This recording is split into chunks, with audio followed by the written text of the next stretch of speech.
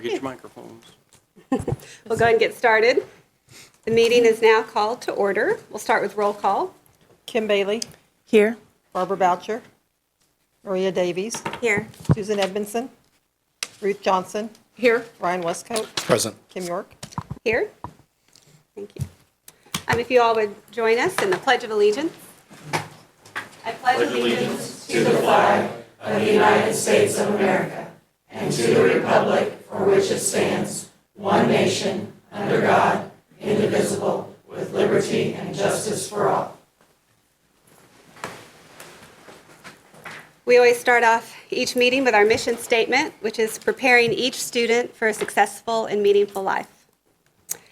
Our first item, if we could have an approval of the agenda. I move to approve the agenda as presented. Is there a second?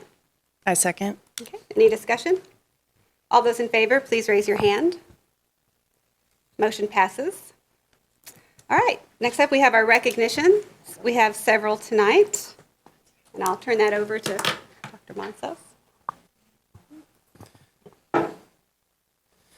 All right, we're always excited to be able to recognize some of our students and staff members, and tonight is no exception. And our first recoglee is somebody who's no stranger to us here for recognition.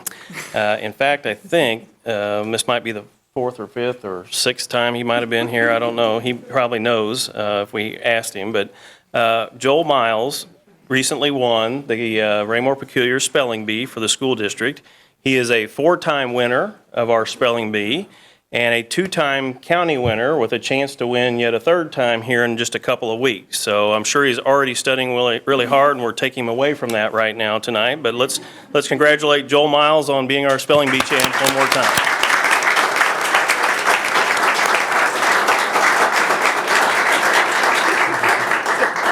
See, he knows how to pose and everything.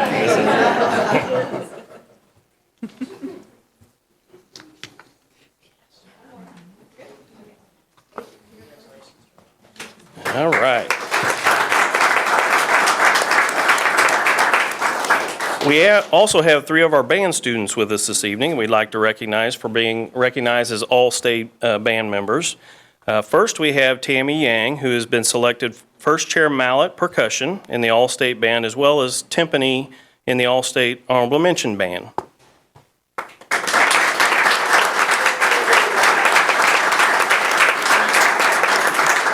Tammy, why don't you stay up here and we'll do the other two as well, if you don't mind. And we also have Zane Brown with us this evening. He was selected to be trumpet in the All-State Honorable Mention Band.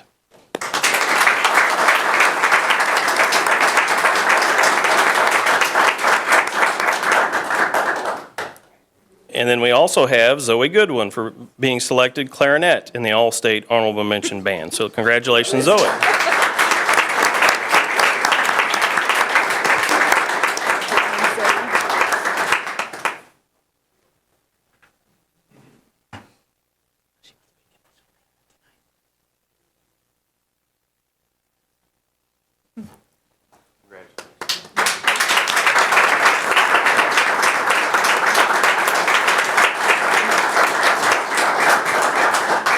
All right, then we also have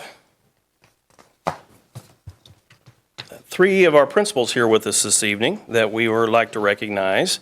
About 2 weeks ago, we had the Professional Learning Conference, Powerful Learning Conference, recognize several schools across the state. There were 16 in total recognized for being exemplary professional learning communities. And if you're not sure what that is, it's really about the staff development process and the collaboration process to support student instruction and learning throughout our schools. And all of our buildings are really active in trying to be strong PLCs. It's part of what we try to do as an educational community, and it's really about how the staff works together to support student learning. Last year, Raymore Elementary and Eagle Glen Intermediate were selected, and now this year we have 3 schools that were selected out of the 16 statewide, so it shows you how well we've done. It has a lot to do with what they do in terms of staff collaboration and staff development and support for student learning and student achievement results that go with that. So it's a very hard-earned award, and it's evaluated by our RPDC representative that comes and works with us. So it's an outside recognition as well. So we have 3 schools that we'd like to recognize, and their principals are here with us this evening. From Creekmore Elementary, we have Jared Fellhauer.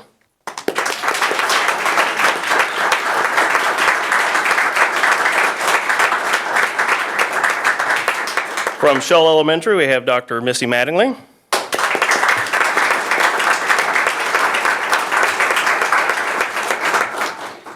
And from Timber Creek Elementary, we have Dr. Lovey Driscoll.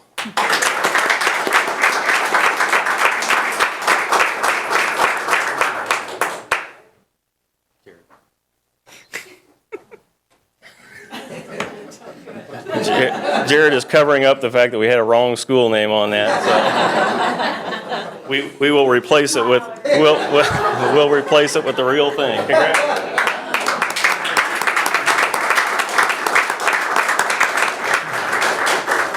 I will mention that it's not just the principals who are part of this award. Their entire building leadership team and the rest of the staff are all collaborators in the work that it takes to get that award. So we thank them for their efforts and congratulate them. That's 5 schools out of our 11, so there's more candidates coming, I think, down the road. So congratulations.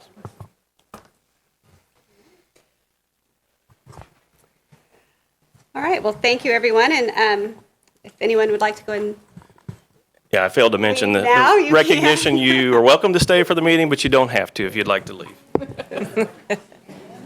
thanks for coming.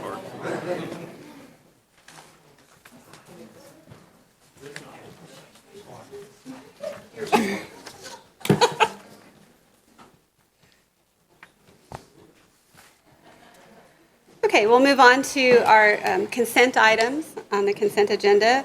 Is there a motion for approving the consent agenda? I move to present the consent agenda as presented. Okay, is there a second? Second. All those in favor, please raise your hand. Okay, motion passes. Next, public comments. Did we have any public comments? No, we do not. Okay. All right.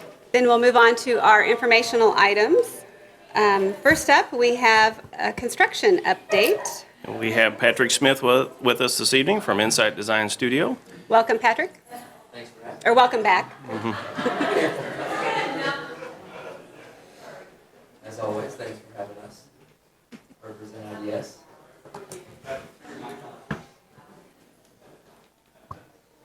All right, can you hear me? We good? All right, don't want to miss this.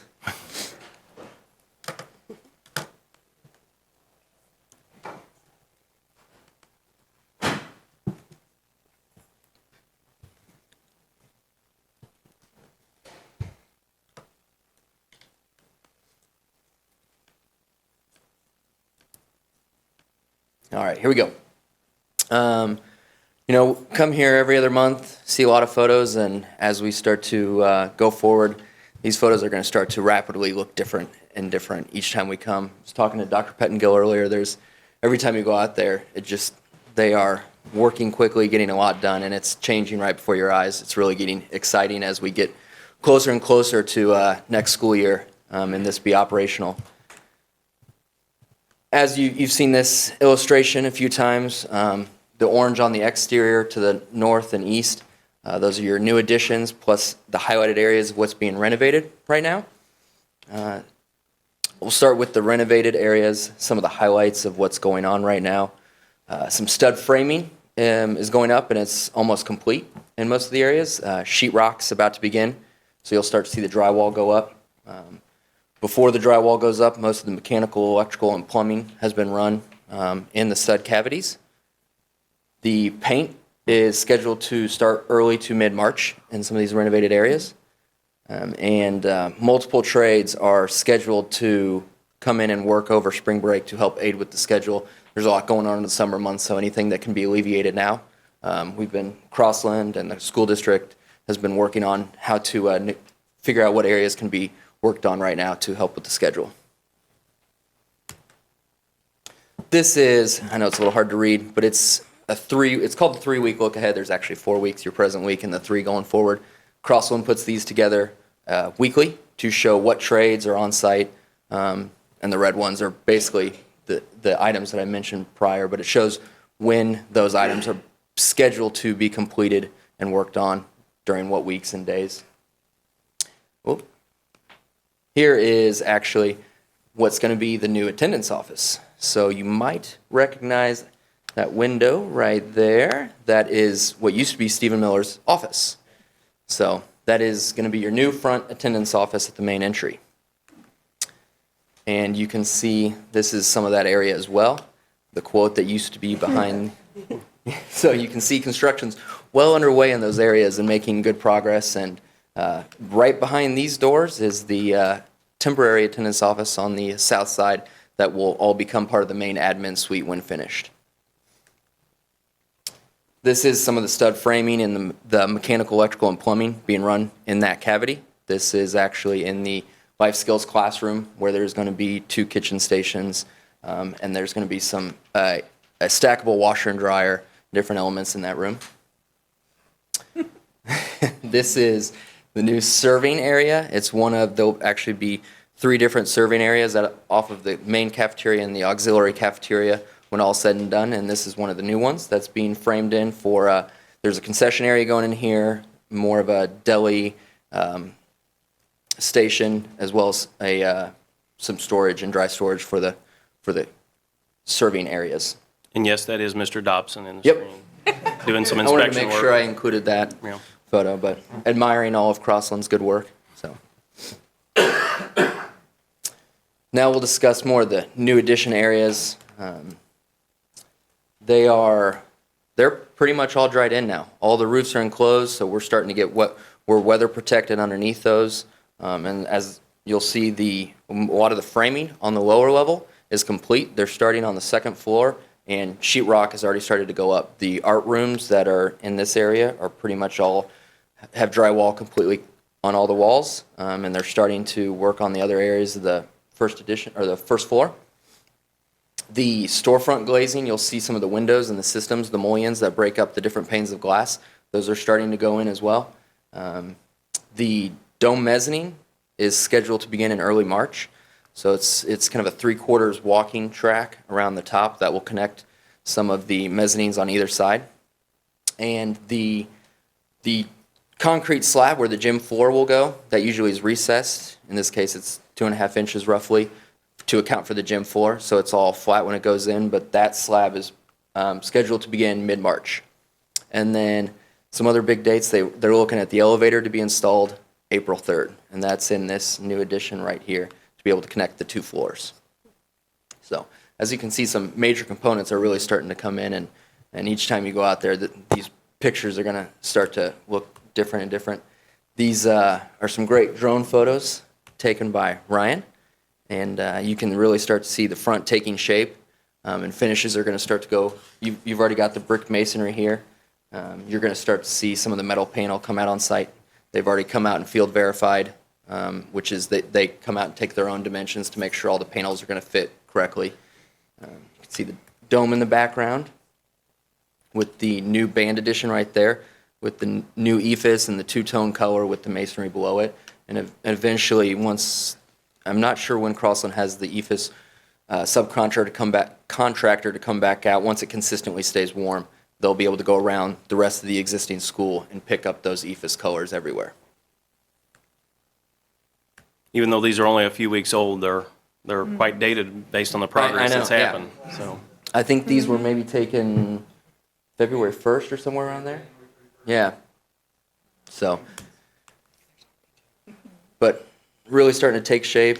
That band addition fits in with the existing building. Looks like it was always there, especially once these ephes colors get brought all the way around to match. It's really it's taking shape, and it's going to look really nice. Here's some photos from the ground. This is on the east side.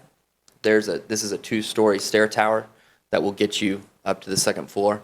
And there's a main corridor that the entry for this 2-story addition, it's in line with this stair tower and these doors and glass on the other end. This lower portion is where your the new art rooms will be. This is a hallway. The art rooms are to your left, and that's going into your 600 wing currently. The doors at the end of the hall that are blocked off, but you can see all the drywall up. Like I said, they're moving quick. So this is the second floor. So they did most of the first floor, framing first, starting with sheetrock, and then they were working their way to the second floor. So you can see the framing starting to go up, but they will move quickly on the studs and drywall. this is a pretty cool picture. The elevator would be right behind you, but you can see this is what your media center is starting to take shape. These are some big learning stairs that will take you up to the second story. The culinary is under this slab right here, and there'll be booths for students to sit in for workspace, and the daily grind will be right in this area right here. It's tough to see, but this is in the dome. You can see masonry starting to go up to create the training room walls and the locker room walls, as well as the public restroom walls. This will be the women's entrance and the men's entrance to the public restrooms. So this slab right here, well, where you don't see a slab is what's going to be poured that the gym floor will sit on. So, as you can see, a lot of work being done and will continue to be done, and glad we could come here and update you with any photos. Do you have any questions? Yes. The point that we're at in construction now, are we free from weather worries? Free from weather worries? I mean, I don't know that we're ever completely free, but being able to get the roofs completely dried in is a big step to release all the drywall work to be done. And so that a lot of the weather concerns are mitigated with those roofs being dried in. So that was a key milestone. And based on your project map, are we on schedule, ahead of schedule? Where are we at in the process that you had On initially? schedule. Very good. So now, some of the exterior trades, metal panel, if it's raining, obviously, that's going to slow them down. But a lot of the contractors will build in a few weather days. They know they're working in the spring. There's going to be some rain, so they factor a little bit of that in. So I would say we're on schedule, though. I think our biggest challenge will be the summertime work. Yeah. That what has to wait till summer on the renovation part will be our biggest window challenge, but it's all doable. And there's a lot to get through in the summer, but there's gentleman, Nick, who's one of Crossland's superintendents that has been more tasked with the interior renovations, and he's been very diligent about looking ahead and scheduling meetings on, okay, this needs to get done this time, and that's why there's some things being worked on over spring break, and a lot of meetings with the school district's team and Crossland and IDS on, okay, what parts can be worked on at what times, and what's the most efficient way and quickest way to get everything done. Very good. Any more questions for Patrick? All right. Thank you very much for coming. Yeah, thank you. We appreciate it. Okay, next, we have our technology program review, and that's Mr. Gooding, and he'll, Gooding. I was wondering how he was going to be in yeah, two places at once. he's going to transition.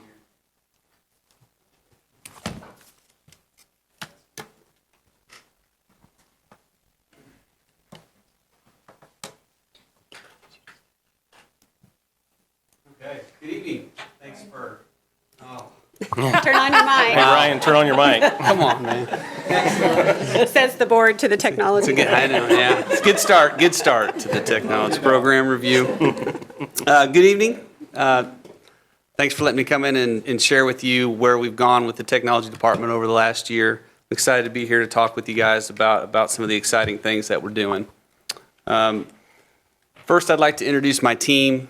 This is a group of highly dedicated people. It's a small group, and what I kind of hope to share with you tonight for you to see is this small group's in charge of a large scope of work in our district, and they work really hard every day to make sure that students and teachers are able to go in and do what they need to do. The last two people on that list, Carmen and Jason, are not directly in the technology department. I want to thank Dr. Volker for allowing those two to work so closely with us. They're really kind of our conduit, our how we keep in touch with the teachers. They get a lot of face time with the teachers. They're in charge of the professional development.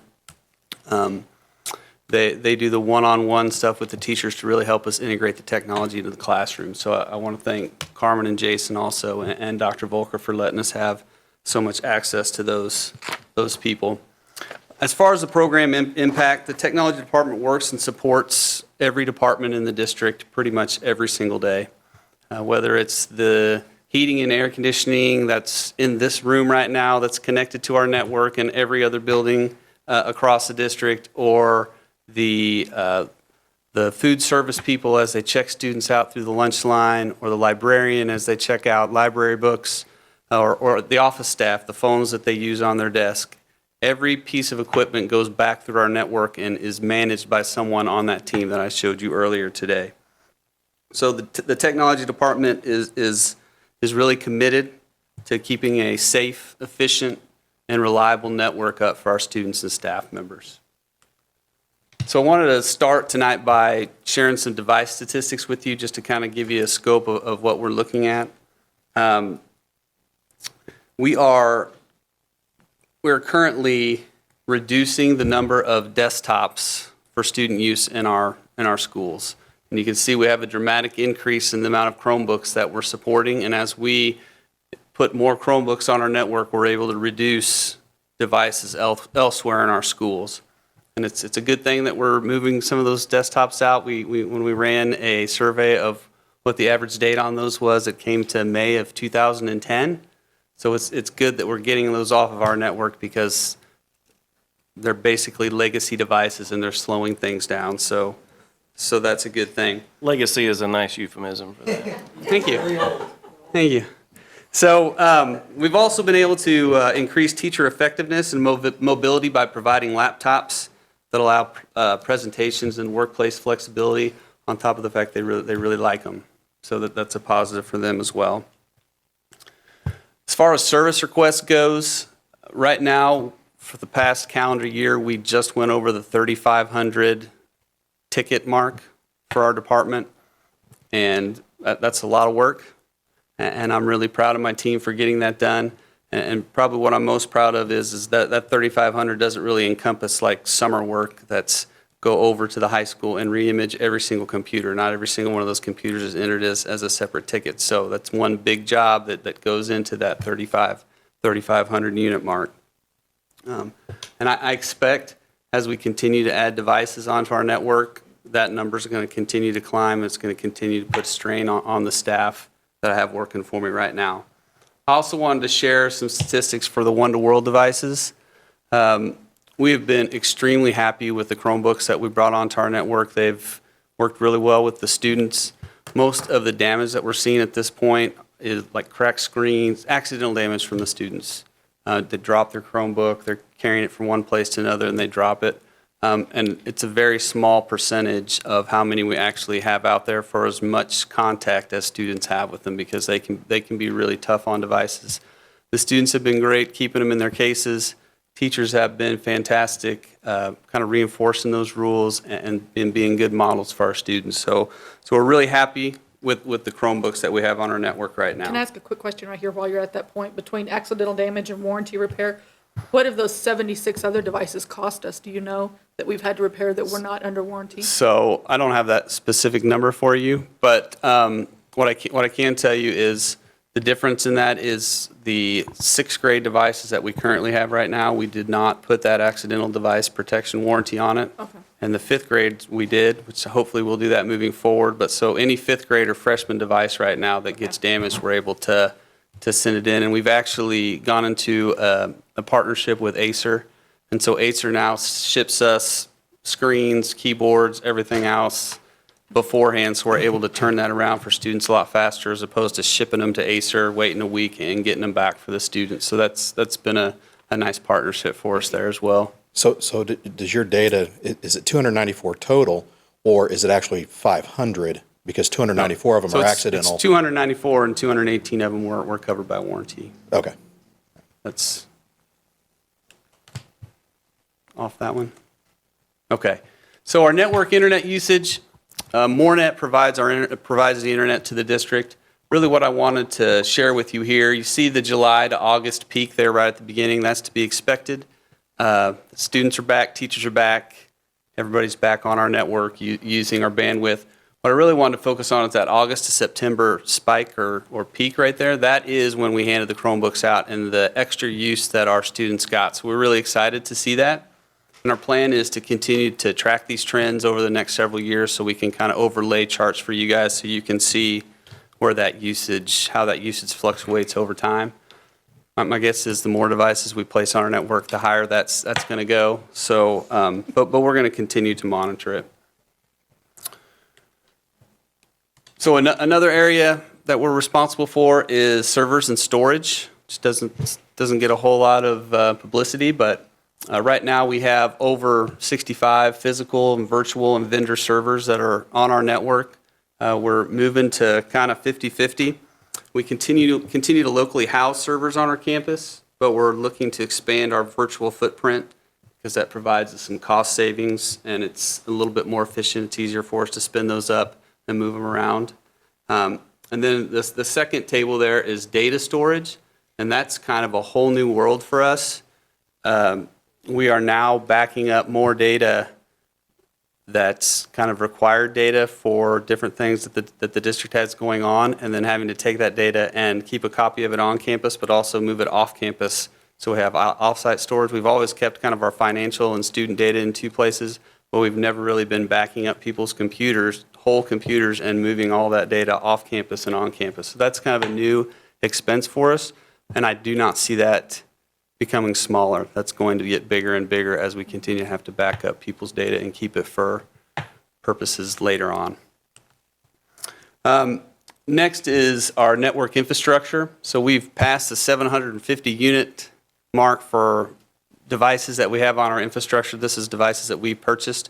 This is where we've put a lot of time and energy as a technology department, because if this is strong, then the user experience is going to be really good. The majority of what we have in our network infrastructure right now is wireless access points. We feel really confident now that the educational spaces are all covered wirelessly, so we can go from classroom to classroom, move around the building, and for the most part, you're gonna be fine wireless-wise. Common spaces, we feel like we have that covered, but it never fails. Once or twice a year, we'll get a phone call that's like, I have no service in this location, and we have to go in and add an access point or whatever. But we feel really good about our where we're at coverage-wise wirelessly now. The phone system, not a lot of people talk about the phone system, but it's obviously a very important part of our infrastructure. And just to highlight quickly, we're right now supporting over 350 voice over IP phones in the district, over 600 extensions, 104 cell phones throughout the district that we're also supporting for staff use, and some fax machines. So just wanted to remind you really quickly about the 5-year tech plan that we're kind of in the middle of right here. This is year 2 of our plan. We're on target, on schedule.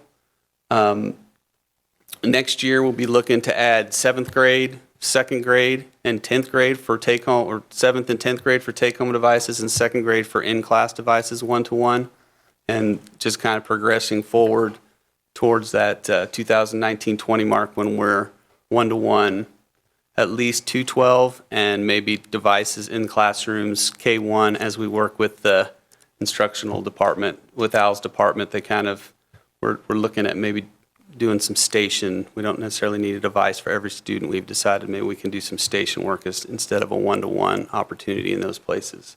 So just pretty much what they tell me it's appropriate for that student, for those students, that's what we're going to move into those spaces and work with. While you're on that, is there a plan like year 4 or 5, hopefully year 4, that we institute a next 5-year plan as far as maintaining and keeping up and replacing? Yeah, so how it works right now is every year freshman devices get replaced. So freshmen are going to take their device that they're using this year and use them as sophomores, and the incoming 8th graders to be freshmen, they'll all get a brand new Chromebook every year. 6th graders are going to get brand new Chromebooks this year. Our 2 through 5, we're going to keep those Chromebooks in carts, and we'll just roll it down. So this year, 2nd grade's going to get new devices. The following year, it would go back up to 5th grade, 4th, 3rd, 2nd, 5th, 4th, 3rd, 2nd, and we'll just roll through a 4-year cycle.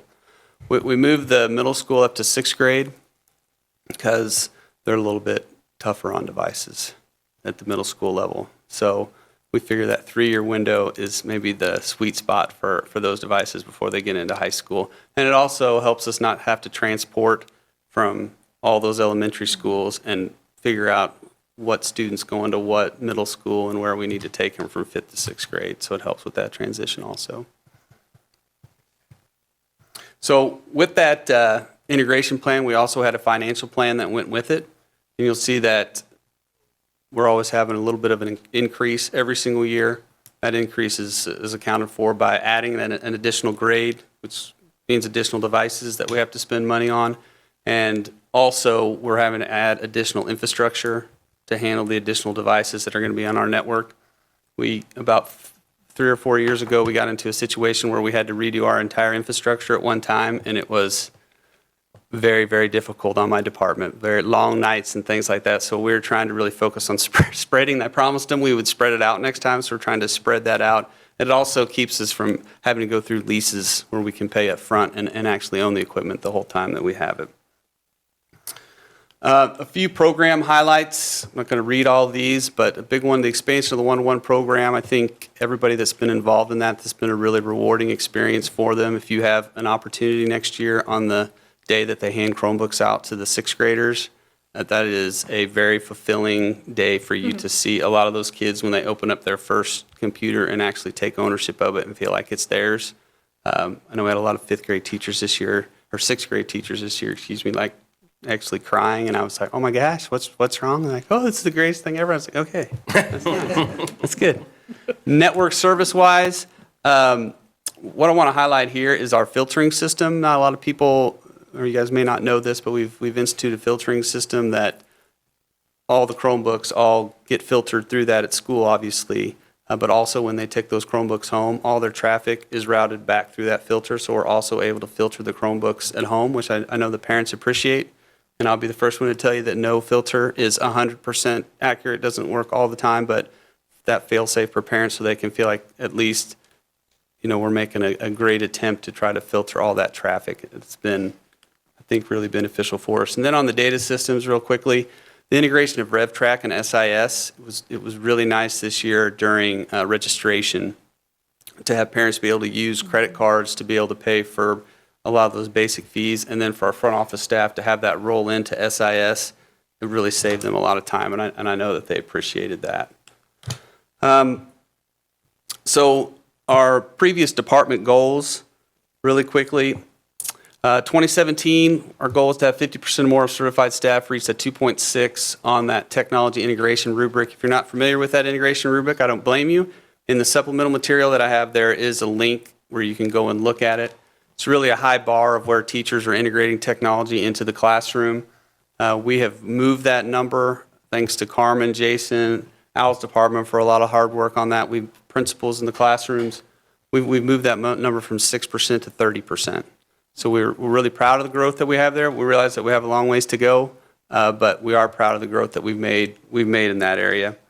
Goal 2 is that 90% or more of our students will indicate they use technology. This is from our strategic plan. Directly out of our strategic plan, actually, and we've reached the 92.7 mark.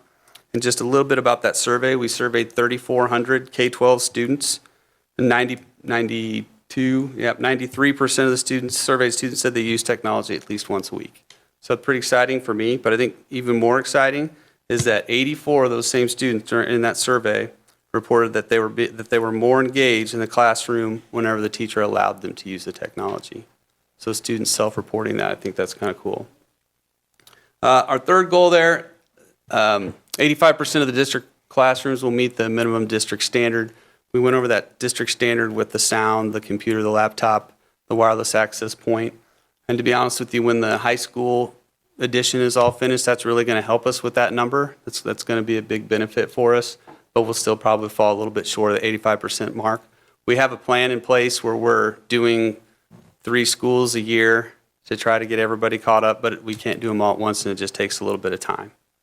So our fourth goal was the network access, 99.5 or better. We're at 99.7. We have a really strong network. Pretty much the only time our network totally goes down is when someone on the construction side outside of the district hits a wire, does something that's not helpful to us. We've got a redundant backup now with East Middle School.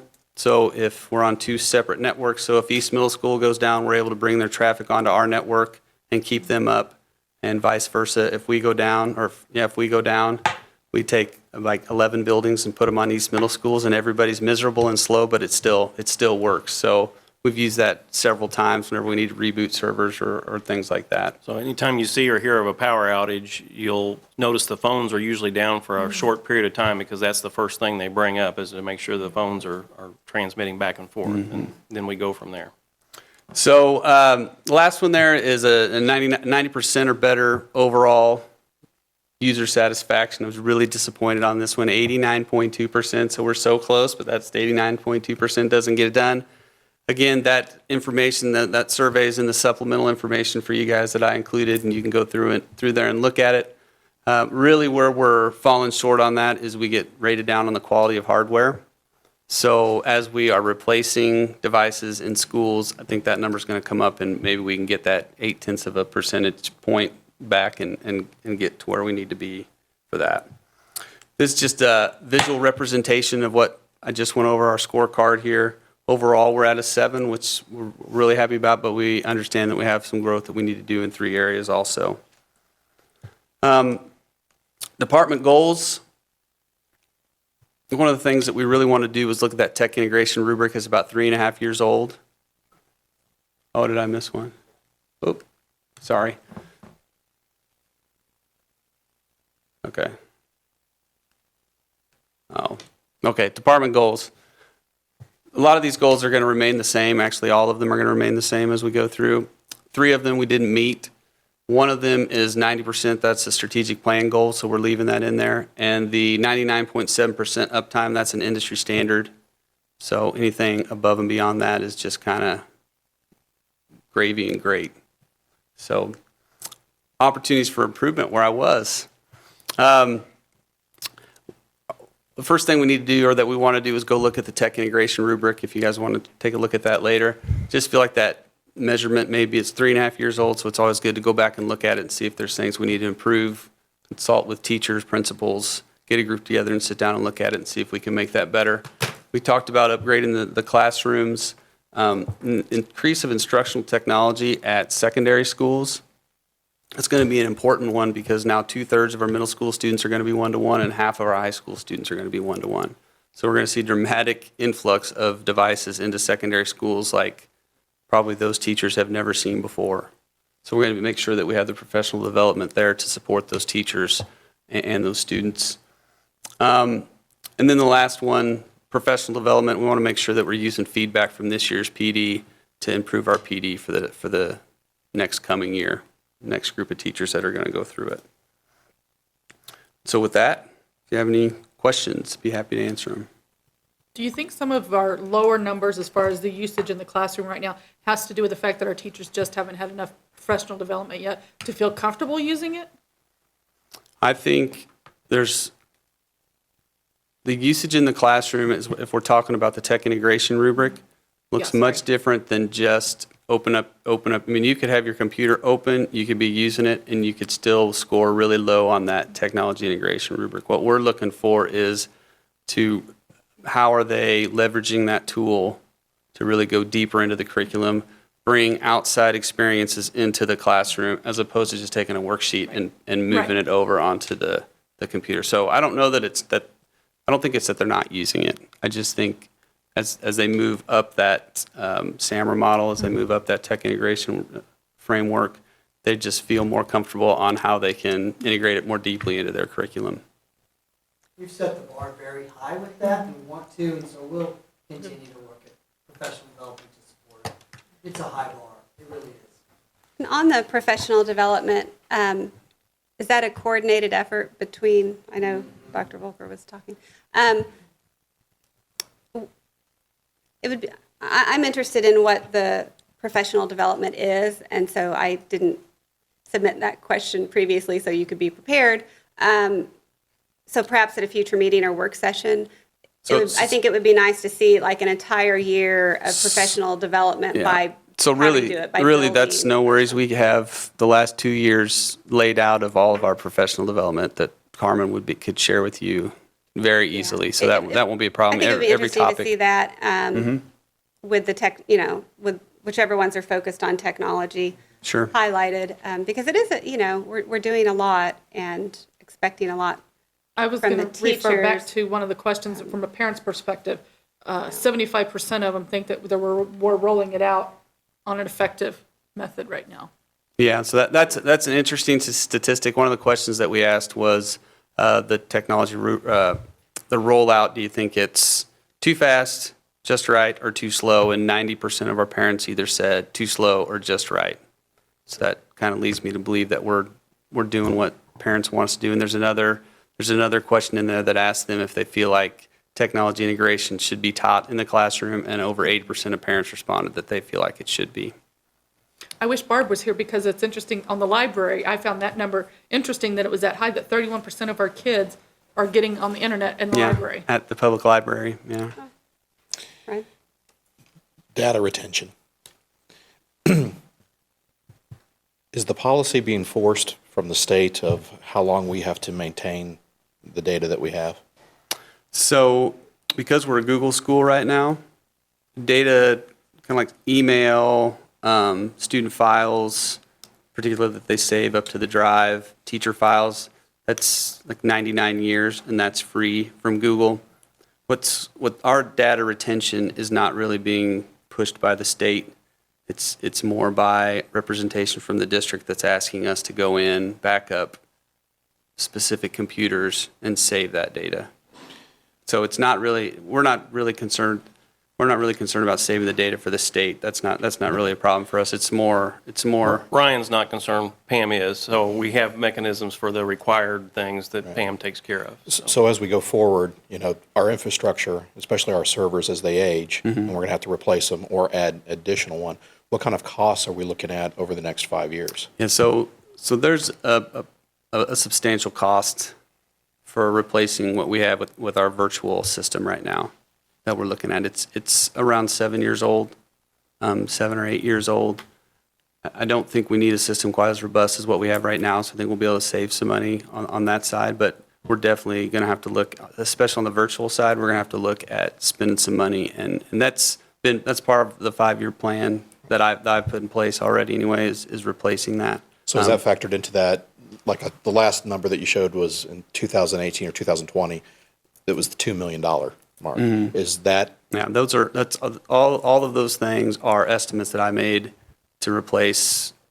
I've got a 10-year plan if you really want to sit down and look at it, but all of those are part of that budget that we put in place 3 years ago. Our approach when we put that together was to try to avoid doing a lot of the leases we'd been doing where we were front-loading a lot of the purchasing, but then paying interest over time. And so we're gradually working into the point where we're building up the budget for technology over time, growing it a little bit with the idea we're eventually going to get to a point where we can get to equilibrium, where we can do replacements as needed and kind of keep going from there. So I think what Ryan's saying is that at the end of this 5-year cycle, we should be in really good, healthy shape, but they'll need to continue from there. Question, first of all, you had great responses on your surveys, so good job on that. Now, that's thanks to Dr. Crystal Barr. She did a great job on that survey. And when it asked the teachers, does time spent troubleshooting devices interfere with learning? 53% say sometimes. Is there a plan to help work at that, to bring that number down? So that's I saw that one too. That's an interesting statistic. What we found with teachers is year one, I feel like I'm having to do it all the time. Year two, not so much anymore. And what's really even better is as the students move through, they just start managing it all themselves. So the Chromebooks are not super difficult devices for the students to manage. Usually there's not much that a reboot on a Chromebook can't resolve. So really the students get more used to it, the teachers get more used to it, but a lot of those we're finding when we talk to teachers come from first-year teachers, first-year BYOD teachers, and then we also get we have a lot of really, really, really old legacy laptop carts that cause teachers lots of headaches that to be honest with you, first quarter of this year, we just pulled 3 of them out of the high school because it wasn't even worth it for the teachers to use. We just pulled them and put Chromebooks in there, and the problem was pretty much resolved. But I think that's a lot of the frustrations with a lot of the older devices that the teachers have. And from a board member's perspective, it's also good to see that 84% of our parents see that we're doing this as a focus and understand, because we have had to put a lot of money out for it in the beginning here. Yeah. So it's nice to see that they understand what have been trying to do. Right. Very, very supportive, I think, community for it.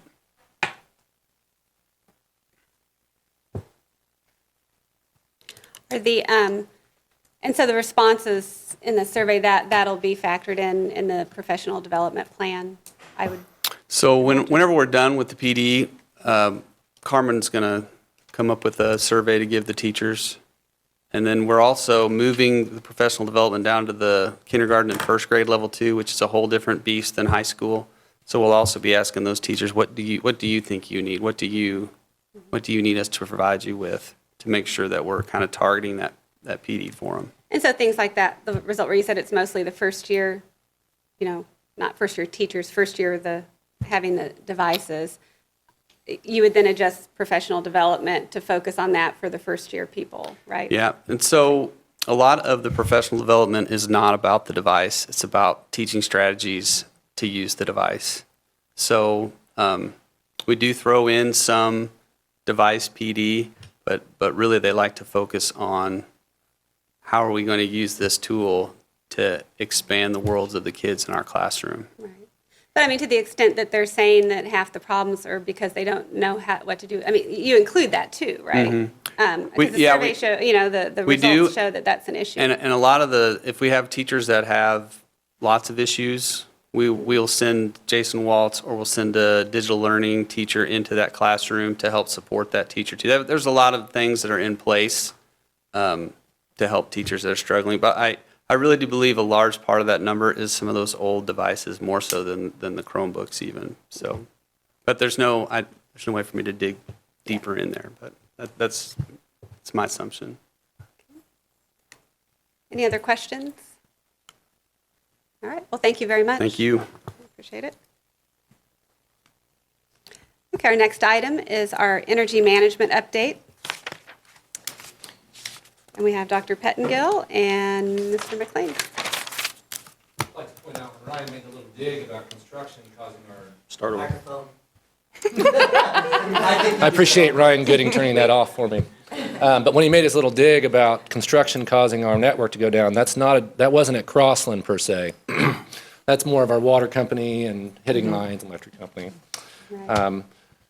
Coming in new this year in the district, a lot of school districts and municipalities are just now getting in the energy management game. And I'd like to just, with Mr. Harris working with Scott and Van and the technology department, they're way ahead, probably a generation ahead, on taking advantage of some of these cost avoidance issues. I have Van McLean here as our energy manager for the district, and we also have Scott Dobson over here in the audience. As some of your questions, I'm sure he'll be quite much more qualified to answer than myself.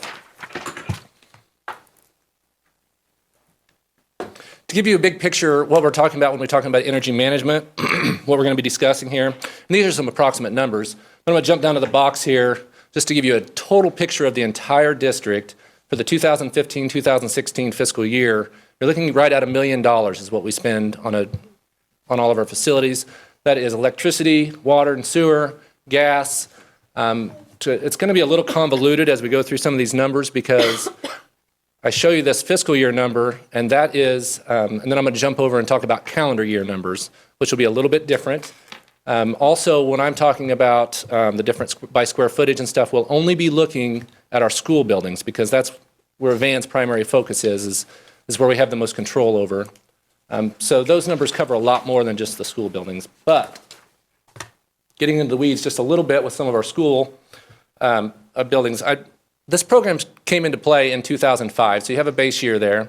As you'll notice, Creekmore, Bridle Ridge, and East Middle School didn't even exist when this program started. ASC had just came online in 2005, so lots of new areas there. But at that time, if you take our total amount we were spending on utilities within those buildings, it came out almost exactly $1 a square foot. Per year. Per year. If you jump ahead to the calendar year of 2016, looking at those same facilities, and these are the actual invoices that we pulled these numbers from. So the actual cost of the utilities at each of those buildings you'll see, and these are actual dollars. This is not relatively speaking or anything. These are what we spent at the time. You can see across the board we've done really well. We've been able to keep our square footage cost to provide utilities down pretty much across the board. So, all right. And again, these numbers don't include athletic facilities or athletic fields or our warehouse or our maintenance facilities. But like I said, we really focused on the individual schools. But I talked a little bit ago about those numbers are actual cost in 2005 and then the actual cost in 2016. But during that time, as you might imagine, things have gotten more expensive. Electricity, which is right at 75% of our entire utility bill, has increased approximately 46%. Water and sewer has increased 29%. And I was surprised. I called Scott at home and said, is this possible? And he said, yeah, it's likely. And got into talking about transportation costs and some of the words in his world. But there's actually been a decrease in gas rates. When you do a little weighted average, based on which percentages of our utility bills that those cover, that's a 36% increase in our rates. So I think it's pretty impressive that even with rate increase of 36%, our cost per square foot for our schools has actually been lower, even with the 36% increase in rates. And I will throw in there, the 36%, this is not an exact science. Van and I pulled out actual bills from 2005, looked at amount used, and then pulled out bills from 2016 and pulled some ratios and did the math there. But it's not exact, but it's close. Just to give you a general idea of Dr. Petgill was a math teacher. I just want to put that plug out there for him. So you may be asking, well, how is that even possible? How did we have a 36% increase in all the rate cost, but at the same time lower our cost per square foot? Well, I'd love to tell you. Just a few of our key factors, because there's several. Like I mentioned earlier, the automation, and Ryan actually mentioned in his presentation on technology how much work they do with our automation. But at any time, right now, Scott Dobson can tell you if where we're at in temperatures in every room in the building, or every room in the district. He follows them closely, the set points, the timing that's all involved there with our lights, parking lot lights are on timing. Everything's timed. It's got set points that we work with. I don't want to take any advanced thunder, but one of the things that he started was he was more okay making adults uncomfortable than students uncomfortable. So working with our staff, one of the things we utilize his customer service skills is getting them to understand the big picture. And again, I won't get too much into what he does. But moving through there, the replacement of rooftop units throughout, as part of our capital projects budget, we obviously try to keep those new, updated as we can. Unfortunately, we're looking at probably 20% or so that we've replaced since this program started. And as you know, through the work sessions, we're continuing to work on those. There was a full roof replacement of Raymore Elementary in 2006, so that obviously plays a role in them being more efficient. Upgrades in lighting, Van's going to talk quite a bit, maybe even Scott some too, but those are just recently implemented, so we haven't even realized the savings that we're going to hopefully get off of those. And again, I don't want to take too much thunder away from them. But bringing East Middle School on board with the geothermal and everything, that making us more efficient. And Van will probably mention a little bit about how every building in the district is an Energy Star school, which is very hard to get and impressive that we've gotten there. And then the last one is an effective energy management program that Van oversees. I personally, if I'm going to run over to look at construction at the high school just across the parking lot, I don't dare go over there without turning my light off for fear that Van's going to walk by and leave me a note. So we joke around a little bit about what gets monitored gets done, and he's the one that's in charge of making sure that stuff gets monitored. So with that being said, I'll turn it over and let Van talk to you for just a minute. Good evening.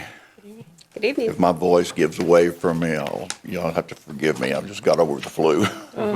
It's been a pleasure to work with Dr. Pettengill, coming in, taking Mr. Harris's place. He's done a good job getting caught up to speed on our energy program. He's done a wonderful job of backing me up and helping with the energy program, and I really appreciate it. We just finished our 11th year of the energy program, and it's been another successful year, making sure that our energy usage and the costs throughout the district are staying where they're supposed to be, and that's the basic job that I have as far as entering the data into our program and following our energy program.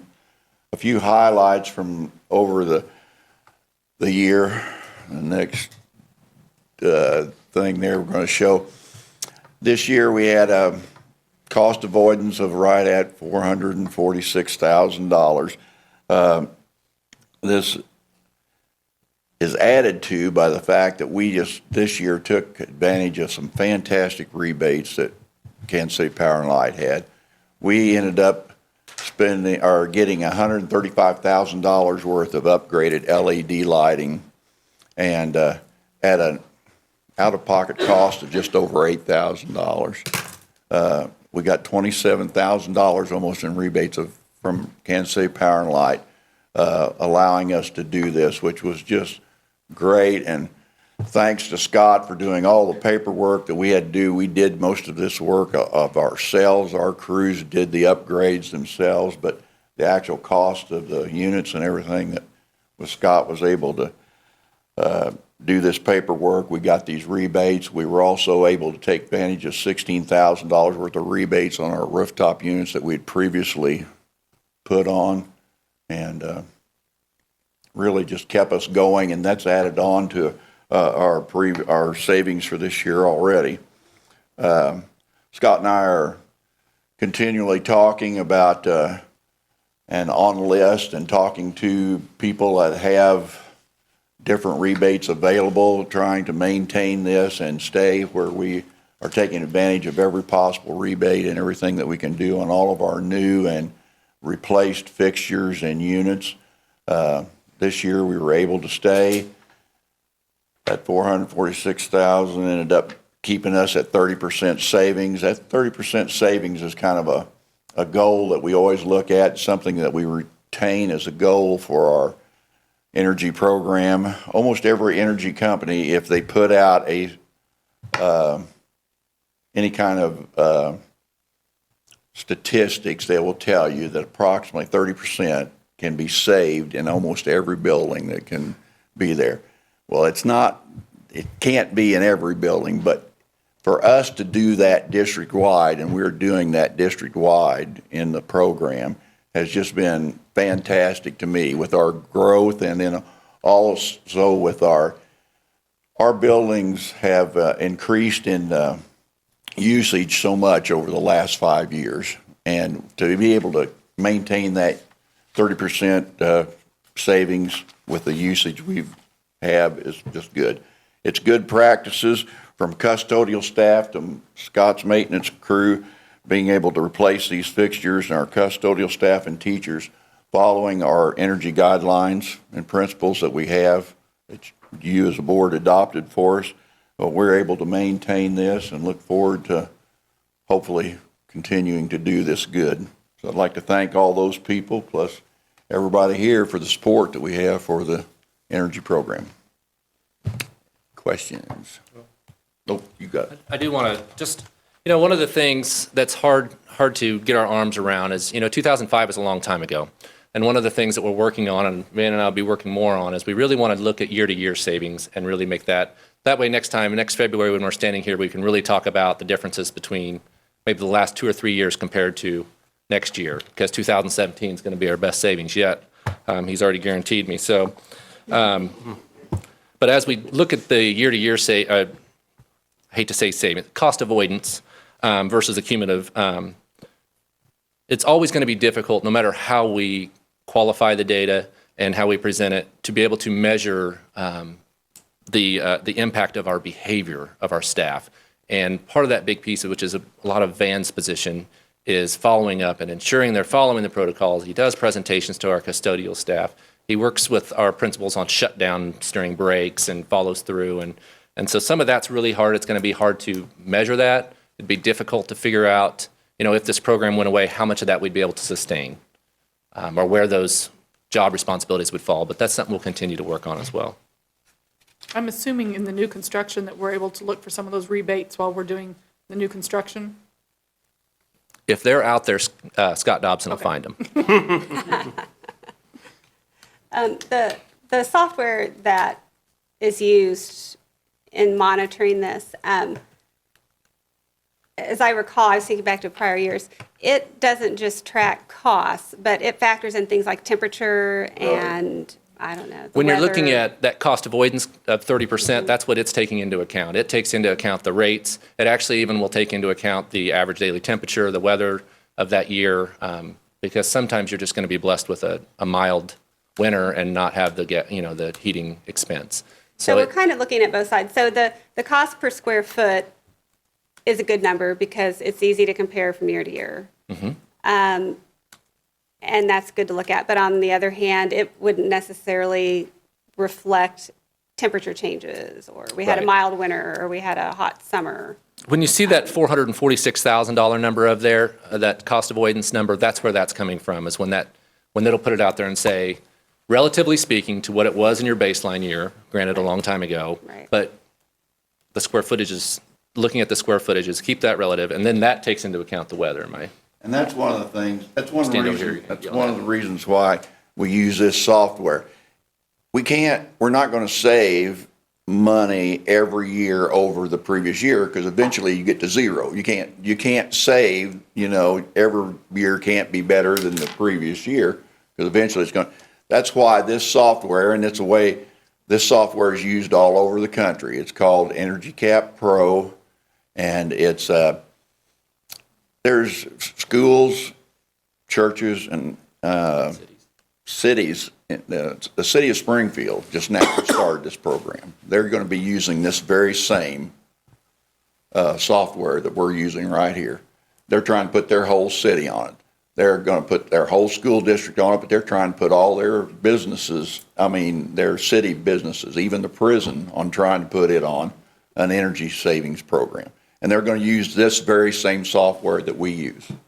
And so what this software does is say, it's kind of a projection. If you were running your buildings at the present rate that you have under the present temperature conditions this past year, and you ran them like you ran them in 2005, it would have cost you that $446,000 more than what you spent this year because of the changes. Because of the changes we made, because of the set points we make, and the scheduling that we do in our buildings. And that's why it does that instead of doing a year-to-year Right. saving. And just one more thing, Dr. Pettengill mentioned, you mentioned turning your lights off. I know when I first started being in this building, and I'd walk around, I'm like, is anyone here? People, because there are meetings going on, and everywhere I've always been, if you're in, you leave your light on so people know you're there, right? If you go to a meeting, but here, everyone very You economically. have to turn the light on and off in the restroom as You have to be careful in the restroom because sometimes it turns off. Ryan, did you have a question? Yeah, I think as we move forward, we need to choose our words carefully. If we want to use the words cost avoidance, that's fine.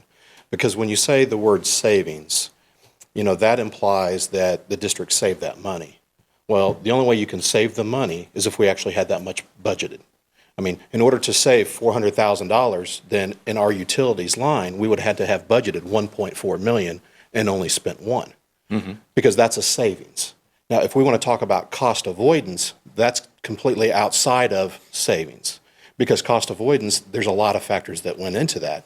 For example, I think this district spent an extra $5 or $10 million when we built the middle school to be LEED certified, which implied that we were going to see energy savings. Yet, if you look at the bills, there was a huge fluctuation after that building came online. Our bills skyrocketed, and then they dropped down, which falls outside of this program because it was more of a structural challenge and some other things with that building itself. The other issues, I could shoot holes in the program all day with the computer program itself. What Van does, I can't argue. The fact that he sends emails to people to remind them to turn their lights off on long weekends, that's effective.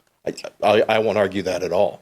The program, like I said, the way that some of the data is displayed creates issues for me. Okay. Because, we show almost a $5 million savings to the district, yet when we start at 2005, our energy costs are $600,000, and now we're at $1 million.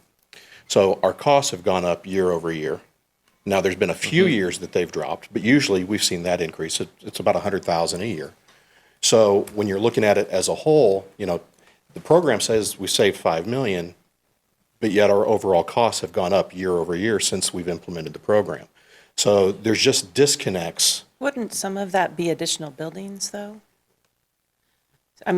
the program started before, and since we've started the program, we've added 3 Well, correct. buildings. But if you build a new building and you already have your energy management program in, then the new building starts with the energy management program. So, Correct. It's very hard to show any cost avoidance with a brand-new building. right, so, And since we've added 3 and then we're adding an addition, I would think costs would go up with that. well, absolutely. That's why when you show that we've saved $5 million, yet our costs have gone up, you know, and we show us a $400,000 savings last year, but the year before, we were at $1 million, now we're at $1.3 million. So our costs went up, but yet we, supposedly saved $400,000. How does that happen? You know, and I think there are a couple different things here. I agree, we need to be careful how we portray it to the public. We don't want to indicate something that's not really what we're trying to do. The program itself, I think, you know, as we focus on data and trying to monitor and have scorecards, this is really probably the first time we did that. I was just thinking about that. This started it probably because we didn't have our other scorecards until, you know, within the past few years. And this program gives us the ability to factor in the things to make an equal comparison. So I think it's very important to use the program in that way. But when we're looking at the numbers, you know, that per square foot, you know, those are real dollars. And so that's important. And so I think finding that balance is good and being careful. You know, the first few years when this came on, that really was savings, true savings. When we first started, you know, had some of the big dollar items. Now we're into management, and this is more of a management tool. And so we probably should present it as such, as a management tool where we're looking at the statistics. Right, and I think we're all Instead of, you know, because it made sense the first 2 or 3 years, you know, savings, right? And now it's just a management tool. Right. And I think if we focus on that and go with what you were saying at the beginning of focusing on the measurements year to year, I think we're kind of that phase now where it's time to do that. Right. Would you agree, Ryan? Right, because I'd gone back and looked at the historical. Fortunately, with board docs, the management reports have been in there all the way from the beginning. So after the first 2 years, I think it was 24 or 28 months, the district had saved $279,000. Okay, well, we probably truly realized that type of a savings over those 2 years because we implemented programs and we became, more energy efficient. But now we're showing, savings of $400,000 per year, which even in the first 2 years of the program, and granted, we've gotten larger, and I grant that, but one of our buildings, we spent millions of dollars to make sure it was energy efficient from the get-go. So after the first 2 years, we had only saved $279, and now we're showing $400,000 savings. Right. There's just a disconnect, and I just want to make sure that what we are conveying is more accurate. I mean, I'm happy with this program if it saved $100 over expenses. I mean, it's still a program worth continuing because it's showing a savings after it covers costs. Sure. So that's what I'd like to see. Hey, you know what? We realized a $50,000 savings after expenses this year. That is a win. That's a victory. And that's more believable than the $400,000 number in comparison. And so I don't have issues with the program as it's implemented, just maybe some of the software reporting aspects of it. Okay. Yeah, and like the last thing we need to move on probably, from a perspective of using it as a management tool, each year the report that does come out showing the 400,000 savings and cumulative, the way we use that is that should always, hopefully, be showing savings each year. When it doesn't, that's when Van knows someone didn't turn their lights out, right? So it's a meaningful number from management, and it should always be, relatively, showing the savings. But, as I said, showing the savings, it's a calculation. And it's a calculation that's useful to Van in managing things. Exactly. And so when we use it that way and look for some new reporting statistics, I think it'll be all good. Anyone have any other questions or comments here? Thank you. Thank you for all your hard work. Thank you. Okay, next up we have our summer school planning, and I believe that'll be Dr. Volker. Good evening. I know we have a lot to talk about on the agenda, so I'll try and be brief.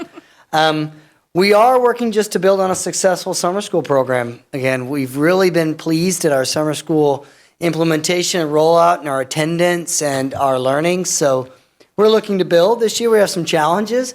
with construction and with realignment. We'll talk about those briefly, but nothing we can't overcome. So we're looking forward to it. Our purpose is to provide that remediation and enrichment for our kids, really using a project-based approach with STEM as our focus, or STEAM, excuse me. Don't want to leave off the arts. That would not be good. So we use science, technology, engineering, arts, and math as our focus in our K-8 areas. And our teachers do a great job designing those project-based lessons. And I think that's really what keeps bringing our kids back. So we're going to continue to encourage that. Our secondary level, we're going to provide students at the high school level with credit recovery and elective and enrichment options for students, and we're just continuing to try and expand those as we go. So that's the goal. Our structure, we have that 2-week thematic unit centered around our STEAM at the K-8 level. Those are 8 days, and we can repeat that. The students can repeat that for a full 4-week summer school experience. As it says, the summer school really is a 4-week program. They can go just to 2 weeks, but often the vast majority of our students choose to go the entire 4 weeks. Looking at that, our proposed summer school sites, now this does change a little bit. It has changed this summer. One thing I do need to note and explain, we're going to K-5 elementaries. Students enroll based on their grade level that they will be entering. We are going to K-5 elementaries, so it makes sense that that 4th grader that going into 5th grade will remain in the elementary setting instead of when in the past they would have gone to East Middle School for their summer school experience. So that's probably a big change, one of our biggest change. We'll make sure and clearly communicate that with their parents. I think that will make sense to them, knowing their students will still be in elementary school. It wouldn't make sense to send them to middle school and then bring them back in the fall to an elementary site. So our elementary sites, we propose to be Timber Creek Elementary, Stonegate, and Peculiar, making sure we always try and have that north, that central, and that south location at the elementary level. And then East Middle School will be 6-8 instead of 5-8. And Ray-Pec Academy, this is where will be our change for 9-12. Due to all our construction in our south building, what's going to be just one Raymore Peculiar High School, and even work in the north side, it makes sense, and we believe we can have all of our 9-12 programming at the academy while that's happening. Mr. Brown, we've met with Scott and Larry, and we've really worked out a plan that we think is going to work to have our summer school at Ray-Pec Academy. We'll have to be a little bit creative with some of our PE and elective offerings, but we think we can do it. So that will be a change and important to note, and we'll get that information after, obviously, your blessing. It's time to begin to roll this out to our staff members and to our community. So students enroll in the grade level they'll attend. Transportation, we plan to provide it for all K-8. This is one, we always survey the parents. This is one that I would like to, in the future, not this coming summer, but to explore expanding our transportation options.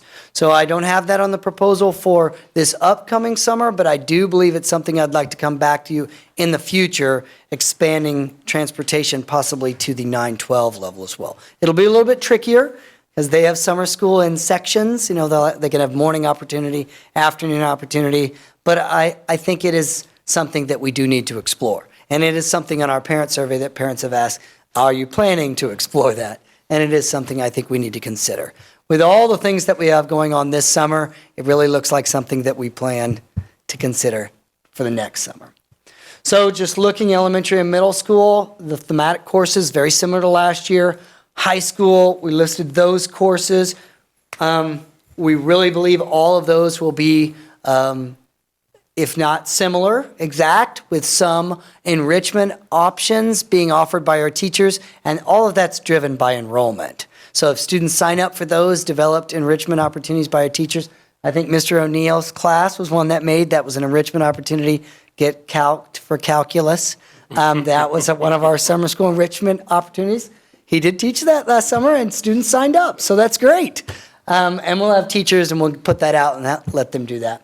We're going to continue with our personal finance, our physical education, and our driver's ed. That was a successful program for us. We do that through Mizzou Online. I've already talked to Officer Goddard with Raymore Peculiar Police Department, who's our school SRO, about some partnership opportunities. So we look to expand that and keep going with that. And I'm really interested to see how we continue to expand that, not just this summer, but on in the future. So that's been good. Our calendar dates, I know our community will want to know that. June 5th through June 29th, that's for both programs, our K-8 and our secondary, but remember our K-8 was only 4 days a week. So it's Monday through Thursday. Our secondary program needing that 60 hours to get those credit-based courses is Monday through Friday. But they all starts June 5th and ends on the 29th. I went over that fairly quickly, but I really have been pleased with our summer school program, our enrollment, our teachers, all the things that have happened up to this point, and we'd just like to continue a lot of those. Any questions? Brian? Have we ever thought about partnering with Longview or one of the other colleges in the area to offer some college credit courses, whether it be online or even on ground at our facility? Because, they offer 8-week courses. I don't know whether or not that would fit into what we're trying to do, but especially if we're trying to move to a program where, kids get their associate's degree when they graduate, this might be the perfect opportunity to tie that all together. Absolutely. And we do think some summer work, whether it's online or on campus, is going to be a part of future plans regarding particular programs that you're even speaking of, getting that associate's degree and working through that. So yes, we do think that will be an important part. We have some online offerings now, but we think that summer work and the partnerships are only going to grow. And I just think will be an appropriate and a good path for our kids, for our students as well. So yes. Kind of a hypothetical question. If something or some version of House Bill 643 goes through, will that affect our summer school tremendously? It will impact our overall budget in that there's a bill being proposed right now that would potentially reduce some of our funding for summer school. And it basically, right now, every time our student attendance gets to 1,044 hours of total time, we get to count one kid in the formula for reimbursement from the state, and that more than covers our cost of offering the summer school program. What that bill is wanting to do is divide by the actual number of hours in our school year. 1,044 is the minimum, but we have over 1,100 hours in our school year. So the math is, in the simulation DESI run, we'd lose about $90,000 of our funding if that bill goes through. So at this point, I would still say we could offer the full program. We're doing okay in the formula in terms of covering all of our costs, and I think we still would be able to do that even with the bill passes. But we're, of course, going to encourage our local representatives not to be too supportive of that. We lose over 90,000, Belton lose over 90,000. That's quite a bit right here locally that would go. And to me, the bill just makes the formula cheaper is really all it's trying to do. They need to fund it as it is, the way I think it ought to happen. So. Any other questions or comments? All right, thank you very much. Oh, thank you. Appreciate it. All right, we have some board policies on the agenda as informational items. Yes, this is a first read for 9 policies. These were all recommendations from MSBA, mostly due to legal changes of one type or another. A few of them are best practices. We modified a few of them just slightly to be more fitting for our district, but generally. If we have questions, send those to Pam. Yes, that'd be fine. All right, we'll move on to our action items. Our first action item this evening is a bond refinancing, an opportunity to save some money. And I have Cindy Bias, but I think we have our representative here. Chase Barnes from George K. Palm will Good be presenting evening. the information. Welcome. Thank you very much, and thank you for having me. I bring good news, so we can start there. Yay. I'm going to fast forward here. Yeah, otherwise we'd I make you believe wait we another have- hour for the end of the agenda. Summary of. We have a summary of the bid. Cindy, do you recall? It's a different attachment. The bid summary? Okay, thank you very much. So today we were in the market to refund your Series 2007 bonds. Basically, this was a high to low refinancing where we're taking higher interest rates, refinancing them into a lower rate, just to lock in interest rate savings over the next 5 years out to 2022. Today we had the competitive sale. All bids were due at 11 o'clock a.m. And as you can see here, these were the 10 banks that submitted Sorry, I'm trying to get these all on one page. I apologize. Let Carmen do it from the back. It might be Okay. easier. Scroll to the center. So this morning we had 10 banks show out to bid on your bonds, which is a high number. That speaks very highly of the district. There's a couple factors at play here. One being your all's credit rating. You all sit at a AA minus underlying rating, which is very impressive. I would say less than 10 to 15% of districts have locked in a credit rating that great.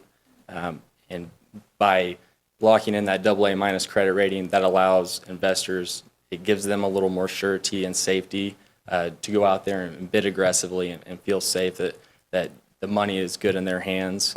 So that was a big factor, and that's definitely, kudos to Dr. Monsis and Cindy for going through that process. It's very rigorous. They had to go through an hour or so, hour plus rating call with Standard & Poor's, and they get grilled and put through the rigor. And, I think that speaks very highly of them. 25% of that is also based off the management score, basically just ranking your leaders in the district. And so that AA minus was a big player, and being able to get out these 10 banks to come out and be very aggressive this morning. As you can see, it goes from low bid to high bid from top to bottom. FTN Financial Capital Markets out of Memphis, Tennessee was the lowest bid. The column that we'll be keying on is the TIC, the second to the right. You'll see that they bid 1.49%. That's a weighted average rate of what they'll be paying throughout the bond life, which goes out to 2022. It's a very, very solid rate. If you guys recall, when I was here in December, the market at that time was a little choppy. We had just gone through the election process. The markets were still trying to price in the election of Donald Trump and how it would affect financial markets. At that time, the market was, estimating that you guys would have saved around $735,000. If we can switch over to that other tab here, you'll see that we were actually able to lock in right around $895,000 in savings, which is that far right column there. That was a product of market settled down a little bit.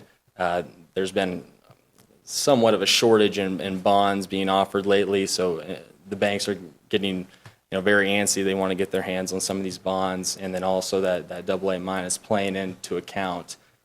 So right around $895,000 in savings out through 2022. So that's a great figure, much better than we thought we would be at when I was here in December. On a percentage basis, you'll see right there in the bottom right, we were looking right around 8.5% savings. That's outstanding. That's great. And outside of that, this debt service comparison page pretty much wraps everything up. Very solid bid. We were very happy to see the number of banks that turned out and the 1.49% that took it home. Commerce Bank came in second. They were 0.02, 0.02% behind them, so it was very competitive. A lot of solid bids out there, and we were able to go out and lock in $895,000 in savings. So, I feel privileged to come here tonight and bring you all the good news that you guys will be locking in these savings over the next few years. If you guys have any questions for me, I'd be happy to take them. Thank you. Does anyone have any questions?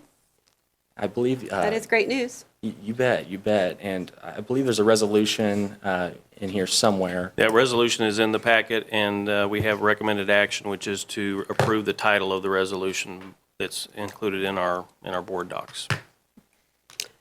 All right, do we have a motion? I move to approve the title and board docs.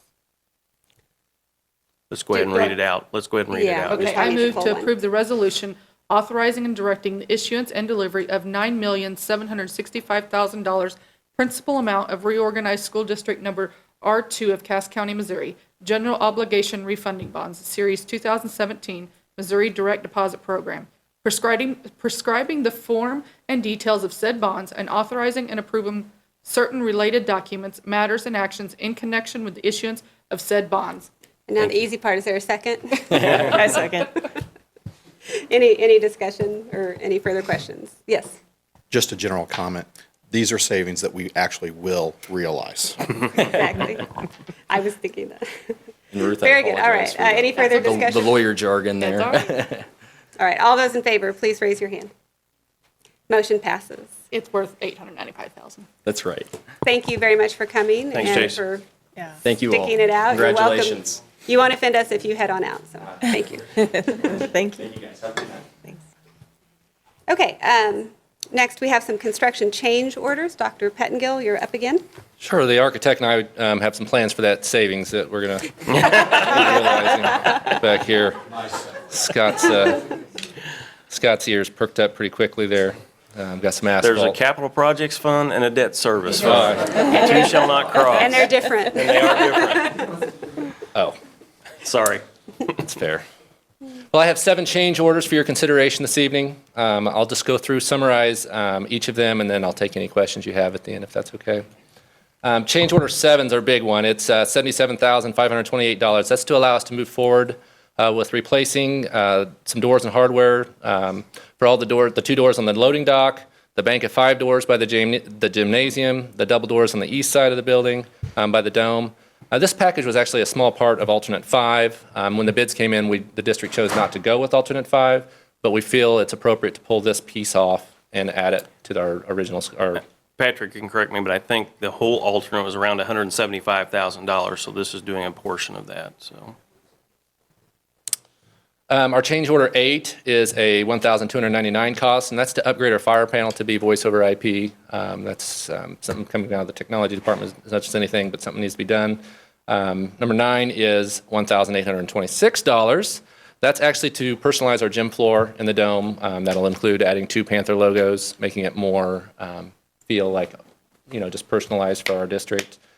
Change order 10 is $2,711. That's actually misleading. It's not. It's kind of a savings, actually. We were going to have to the waste line coming out of the SPED department was going to cut through a classroom that otherwise wasn't going to be disturbed. So we were going to have some additional cost repairing Redoing the flooring, that. yeah. So we went a different direction with it, worked with Nick Kelly at Crossland and the architects, and actually cut a different direction. So it is an upcharge of $2,711, but that is in reality, that's kind of a savings.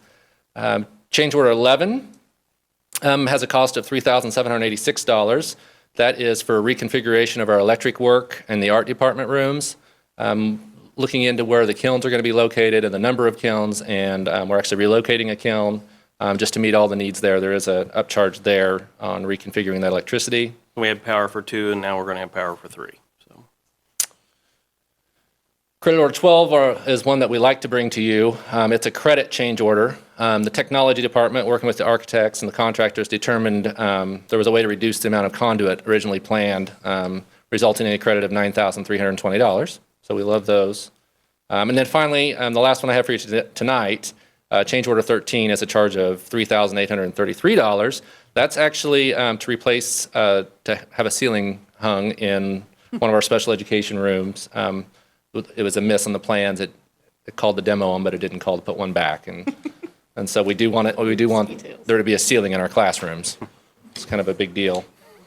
I would just say, the change orders have a net that I presented tonight have a net increase in cost of $81,663. Previously, the net change was actually $64,660 to the good. So after tonight, the result will be an actual addition of $17,003 to our original sum of over $23 million. I'd also like to mention that we have at least 2 credit change orders in the works in the vicinity of $25,000 to $30,000 that weren't quite finalized in time for tonight's board meeting. That'll be in the future. But I'd be happy to take any questions. We have Scott and Patrick here to help me, and Dr. Molincess, obviously, if you have any questions I'm not comfortable with. So we're still within the original budget. You are currently $17,003 over the original budget, although the original Dr. bid Molincess- amount, correct. Bid amount. Right. There is in the finance document here, there is a contingency change order budget line item that still has about $200,000. And that's what I was asking. Yes. We're With still with the overall, within we're the still overall fine. budget. Yes. Right. Any other questions or discussion? All right, we'll entertain a motion I move to approve the change orders for 7 through 13 for Phase 2 of the high school addition. Is there a second? A second. Okay, any discussion or further questions? All right, all those in favor, raise your hand. Motion passes. Thank you very much, Dr. Pettengill. Okay, next we have our 2017-18 high school, middle school schedule adjustments, and that is Dr. Volker. Yep, I'm going to have Dr. Barr Dr. Barr. as well, just because we can help answer questions that you might have. You have, as I'm sure I don't need to remind you, you have seen the high school and middle school schedule before. I believe this is the third time that we have discussed this, which is good. Just a reminder, the biggest pieces of the high school schedule that we're looking at, and there it is. We're looking at 3 days of traditional classes, those 50-minute blocks of classes, and then 2 days of what you would call a block, 93 minutes each. Within that, we're looking for a 25-minute intervention period called Panther Time and a 25-minute advisory period as well. One of the biggest pieces that we talked about in our work session regarding our schedule was the implementation and the planning. So that's really what we wanted to come to you tonight with, a much more detailed approach. So Carmen, if you would scroll down to where it says planning and monitoring, we added quite a bit of information. If you can see, really we realize, and it was great to bring it up, there's a lot of work that goes into developing a schedule and then implementing that schedule effectively. So your teachers feel comfortable and prepared and ready to instruct our students so they're successful. So that was a great point, and we were happy to add that for you. And these are things that really we're working on right now in the process, just to have good design as we move forward. So we have a needs assessment listed in the form of a survey that will be distributed, and it's really going to focus on support and professional development the teachers need. We already have an implementation team that's been created and worked, I believe they met today, talking about parameters for collaboration, intervention, structure, setting timelines, goals for those collaboration intervention, what data they're going to analyze within that, and then how are they going to make recommendations for adjustments. And I think, Mr. Westcoat, you talked about that a little bit last time. How are we going to know that things are working well, and how are we going to make adjustments relative to those results? So that's something that the team is actually discussing right now within it. So we'd like to look at department chairs and give a needs assessment to them, ask about collaboration, project-based learning, data teaming, research-based instruction in a flexible block. What areas do they believe their departments need and need to be supported? And then we can focus specifically on those. We're also looking to establish freshman teams that really are support-based for our ninth graders incoming. It's a big transition to the high school. So we want to make sure they feel supported and then those teachers on those teams feel supported. But we have common structures and practices. We partner with our behavior interventionist, and they meet regularly with those teachers. And we design transition activities for them and then have common agendas for those team collaborations amongst those ninth grade teams, so we can monitor how those conversations are going and what's happening amongst those. So we also realize the flexible block schedule will require additional teacher training and opportunity. We're going to start with curriculum camp. Well, that's going to be a big component, is curriculum camp. That's that time we have those high school, and we do curriculum camp for our elementary levels as well. They come together for that week or 2 or 3 days, depending on what we determine is the appropriate amount of time, and really we'll focus on what it looks like to successfully integrate and teach in that block scheduling. So we also want to continue with our pathways to prosperity. That's something that the board has been made aware of and has approved that our teachers take part in. We'll continue that. They'll focus on project-based learning opportunities. We know how important that will be within that block amount of time. And we really think that students will see that, and that really becomes cyclical. When the teachers feel comfortable with something, they implement it, and the students feel engaged and a part of project-based learning, then the demand for those things, students often drive those. You know, remember that great activity? Remember that? When are we going to do that again? And you'll see that in the classroom, we hope. So utilize current collaboration time to address professional development, and then looking at our future collaboration time. We're really excited in the schedule to have a big block of collaboration time at the 9/12. And I think our teachers are excited, and we know we are. So we'll use that time to work on those things. So looking at the ongoing professional development, I know that's a lot of information, but there's a lot to do. We're going to continue the needs assessment. We're going to look at perception data. We're going to focus our professional development on our early releases and our full PD and during collaboration time. Then we're going to look at student achievement, discipline referrals. Attendance is really a part of that data analysis to see a before and after picture regarding these things. And looking at our data teams process, which we've talked to the board a lot about our data teams process. Are we seeing data from those block lessons? Are we seeing student achievement improve when it's presented in that way? And we can monitor at that. So it's a lot of information. I apologize for going so quickly through that, but that's the plan that we have to move forward with really that professional development component. And then really we've mirrored that plan at the middle school level. And that's something that you guys brought up as well. Well, how are we doing this with the middle school? We've really mirrored it. They already have a team going as well, and they've got a lot of professional development plans in the works.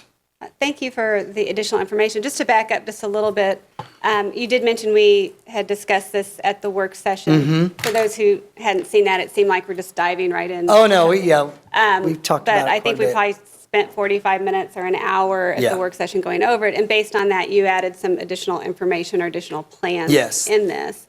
Could you just refresh our memory very briefly? The process and the involvement and the time frame getting us to this point? Oh, Briefly. yeah. 3 sentences. There was a Three group- sentences? The group consisted of. You asked and they Dr. spent Volker the- for This is, I was like, good luck. Maybe I should be I would more- actually pay to see this in 3 Here, I'm going to sentences. give you not 3 gonna sentences. Here, happen. I'll help you out, Dr. I'm Volker. going to let Dr. Barr give it a try. High school schedule was first proposed through the Innovation Committee, which had representatives K-12 and kind of looked at different models. And then based on the priorities that the high school faculty had set from a needs assessment, basically determined that this was the best schedule to go with. Middle school had a middle school improvement team that met, also focused on middle school philosophies and different schedules, and then measured each schedule up against the philosophies. And the middle school schedule we proposed best reflects those priorities. I was going to say, you stole my thunder a little bit. Good. That was much better. I was going to 3 or say 4 thank sentences. you, because last year, there was a lot of work done by the high school team and administration in the Innovation Committee. They did a lot of work researching all types of high school schedules and the pros and cons of each one, and how we could put pieces together of different ones to make ours unique to us. So they've done a lot of work to get to this point. There was also a parent survey for the high school level change. It's the more significant one, so we got some feedback from parents as well, and that was included at the work session. Okay. Ryan, you had, I do have a question, and I don't know if it was asked during our work session. Okay. But the Monday, Tuesday, and Friday schedule, that's just the normal schedule. It's the Wednesday and the Thursday, that's the adapted schedule. Do teachers still have a planning period on those days? Teachers will still, because we go through, it takes 2 days to go through all 7 blocks. There could be one, remember they're 93-minute blocks. Right. So one day, Wednesday, they could have a 93-minute plan if their plan was third block. And because third block doesn't meet on that Thursday, they might not have that another 93-minute plan. So they wouldn't have that plan on that Thursday. Remember, we do it that it would be a late start Thursday, so it'd be a teacher collaboration day. So they wouldn't start with kids till 9:30, but they wouldn't have they might not have a traditional plan on that day. So it is taking that. I taught in a block schedule, and so you do have an extended period of time in that. But on this, you might not have that same time the next day. Are teachers aware of that? I think if you went through the schedule and realized your plan, for the most part, I think teachers are, just to answer your question. But looking if your plan was normally block 1, or you would be able to see in this schedule, though there's only block 1 on Wednesday. So, it's a good question, though. right, and we have the opportunity for this because, Go ahead, sorry. we have the opportunity for this because we no longer have to spend 9 minutes, 10 10 minutes About an hour. walking between, the students, Yes. walking between the buildings. And so that was the impetus for it. Correct. And building in that intervention time. I think that intervention time is really important not to forget that one of the big tenets and the things that we're trying to do is provide that time within the day for students to work on that academic And that intervention. is the biggest change, well, maybe not the biggest change, the biggest benefit in this change it's is big benefit. that structured intervention time Yes. for students that we've been trying to get to. Okay, are there any questions or More discussion, yes. So this is more about start time than I see you have an asterisk for the middle school. I've had several parents come up with concerns. There's already so many accidents already. Then we're going to add quite a few more students because we have the middle school. So they're wondering if we do a discrepancy, like maybe start the middle school 10 minutes later or something to kind of help with traffic. So that just affects, it doesn't affect the schedule, but I'm getting more and more concerns about that. Yes, absolutely. And I think it's important to note to parents that we have had this many students on campus before. I mean, we've run close to, we had 800 students at what was our only middle school, and then not quite as many high school students, but this has been a process that we've gone through before, so that is something that we could remind people as we do this. But yes, even in that process, we were doing that when I was an administrator at the middle school, we did have a staggered start time. Often that's due to bus transportation, but it is also nice to have that little gap between when the high school actually starts and when the middle school starts for a parent drop off and pick up and things like that. It does spread it out a little bit, allow some of the high school students to get away from campus in certain situations, and then you can dismiss the middle school. So yes, for transportation purposes, and I put an asterisk because that has not been determined yet, the exact time on that, which we will clearly communicate. I would not be surprised at all if there was a stagger. Okay, any other questions? All right, thank you for the information. At this point, we need a motion to approve the proposed high school schedule and the proposed middle school schedules for 2017-18. So moved. Is there a second? A second. Any further discussion? All right, all those in favor, please raise your hand. Motion passes. Thank you very much. Stay up for mascot. Thank you, Dr. Volker. Thank you. South Middle School mascot. We Yes. went through a process of identifying a new mascot. Yeah, and I'll Go ahead and briefly tell us just go about through that. that process again. Just a reminder of how we got to the Ray-Pec South Wolves. Bridle Ridge students and our 7th grade from East Middle School were given an opportunity to brainstorm, and they came up with numerous creative options for mascots. I think I'll leave it at that. The top 3 of those were then selected just based on the numbers, and those were then sent back to all students who are slated to attend South Middle School next year. And then they were given the option of weighing in. And when they did, they selected those top 3 were the Lions, the Hawks, and the Wolves. 56% of those, the largest portion, selected the Wolves as the mascot. And we discussed that as well at the work session. So we're coming to you now with color schemes, fonts, the different things that you'll see on basketball floors and jerseys and things like that. So through that process, that was really a lot of work from Coach Cruz, Mr. Mitchell, Randy Randolph, who will be the principal, and then Jeff Rives, one of our teachers at the middle school, did work as well. He's more on the digital side of things looking at this. So you see many different Ray-Pec South Wolves. If you look at that, it's because you have to have different versions and options relative to what piece of clothing or sports equipment or things that it will be on. But really looking at the top right being the one that you might see as the main traditional, the one you might see on the basketball floor. Looking at the color scheme, hunter green, and it's listed as Pantone Solid Matte 7483. I don't know what any of those things mean, but people who do uniforms they apparently do know what those things mean. So we asked for that so you could see, and then it's a hunter green, a gray, and a black.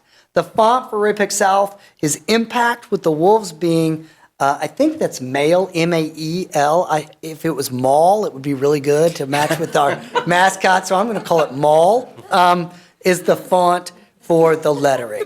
So that's the Ray-Pec South. I'm presenting that for your consideration tonight, the mascot. Thank you. I don't logo. think we could have asked for more detail. I'm going to... I had fun with that. I apologize.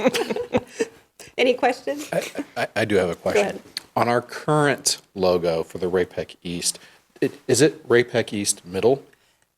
we looked, and when I kept looking, it was just Ray-Pec East. Okay. I mean, the words middle school weren't really located in a lot of our, I asked the same question. I My did first too. response was, we need middle school on here, but East doesn't use it that way. East in doesn't terms of use it this either. Well, because I just, I was just concerned with confusion from visiting schools that, Right. but if the other one doesn't have it. It doesn't, and we could looked be at that as consistent. well. Yeah, well, great question. We looked at that as well. I think, we're fairly, Raymond McCullough, we're Panthers at our high school level. I think most people are very, in the metro, are very familiar with us as Panthers. So, but Dr. Monson and I had the same conversation, but didn't find it anywhere on Ray-Pec East. It's just the Huskies. Okay. We had other Wolf Any other- A lot options. of extra letters for additional costs. It we didn't is. need, It does so. drive up costs. Any other true. questions? All right, is there a motion? I move to approve the Ray-Pec South Middle School mascot and color as presented. Is there a second? Second. Any further discussion? All those in favor, please raise your hand. And no, I'm not going to make that noise. Motion passes. Thank you, Dr. Thank you. Volker. Okay, next we have a technology infrastructure bid. Mr. Gooding. He'll make his transition up once again. Turn the Anita? mic on. It's good. I checked it this time. That won't happen again. All right. This week. Okay. Over the course of the past year, the technology staff has worked to design a network capable of handling the increased traffic expected upon completion of the high school addition.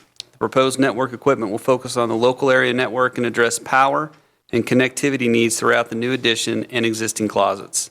The network enhancements will allow the technology department to provide connectivity to students and staff in newly designed spaces while addressing power issues in existing closets and allowing access to critical district resources. The included purchases are network switches, some UPSs and uninterrupted power supplies, and some GBICs for our switches. I'd like to add that this bid does not include wireless access points, televisions, or desktops, which were bid separately and will be brought to the board at a later date. Technology staff conducted an RFP process to procure pricing for this equipment in February of this year. Proposals were received from 3 vendors. All proposals were considered in the evaluation process. After evaluating all bids, AOS, the low bidder, received a recommendation based on price and quality of service received in the past. So tonight I'd like to recommend that I'm asking your approval to purchase this infrastructure equipment from AOS for $97,969.28. And of that 97,000, 50% is rebated? Yeah, so this is E-ratable, and our expected rebate, our expected cash back through the E-rate process is 50%.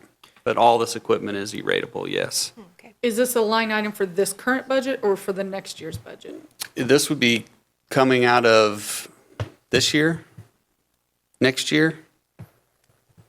If we use bond funds, it could be this year. If we use other funds, district funds, it would be next year. We've put it on E-rate for 17, 18. I'll say that. Most likely next We year. put it towards E-rate for 17, 18, but the E-rate laws will now let us purchase things earlier, so we could actually make the purchase in March, or after March, a certain day in March, we could actually make that purchase, but it doesn't necessarily benefit us to just purchase it and let it sit on until the buildings are ready anyway.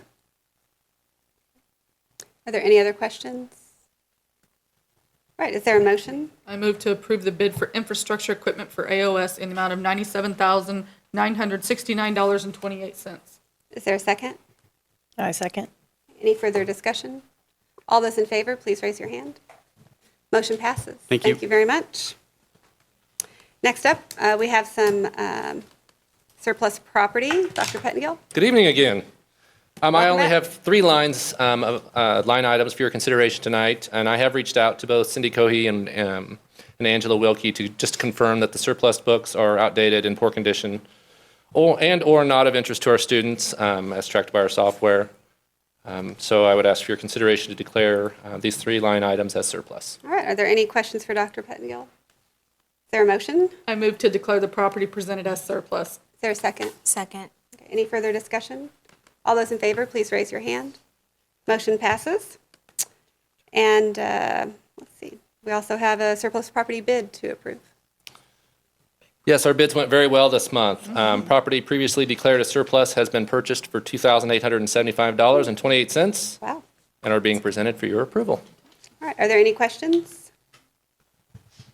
Is there a motion? Is I move to approve the bids for surplus property as presented. there a second?